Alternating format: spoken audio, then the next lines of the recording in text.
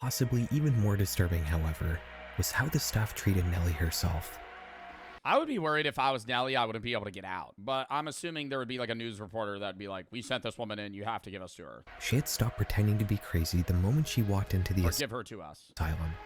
Yet, nobody who worked there seemed to notice. They still treated her as if she was a lunatic. They would start pointing out her normal, everyday quirks as evidence of her insanity. She would eventually start making pleas to be released, but these would not only go unanswered, but they would be put into her record as symptoms of her madness. It would take her newspaper getting involved to actually get her released, which would happen 10 days after she was initially committed. Nellie had documented everything She saw all that shit within 10 days? I thought she was living there for like 6 months. that happened to her while she was on the inside, and she'd put it all together in the form of multiple long-form articles that would eventually be turned into a book called 10 Days in a Madhouse. The case would instantly explode. This was a detailed peek into an overlooked and secretive world, and people were shocked at how bad things really were.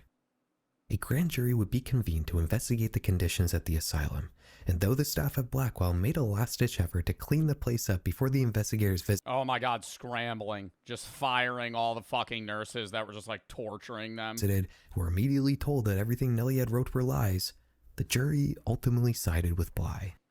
The staff members who had been mistreating patients were all fired, and multiple budget increases and new regulations were penned in an effort to improve conditions in all of New York's public facilities, much to the satisfaction of Nellie Bly, who would go on to become one of the most influential journalists of her day, inspiring many other women to get into journalism, and in turn creating an entire genre of women-led investigative reporting.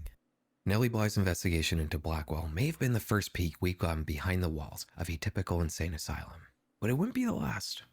More information about other such institutions would come out. Despite the horrors that Nellie Bly brought to the public eye, conditions would still continue to be unbelievably inhumane at the many insane asylums that existed around the USA.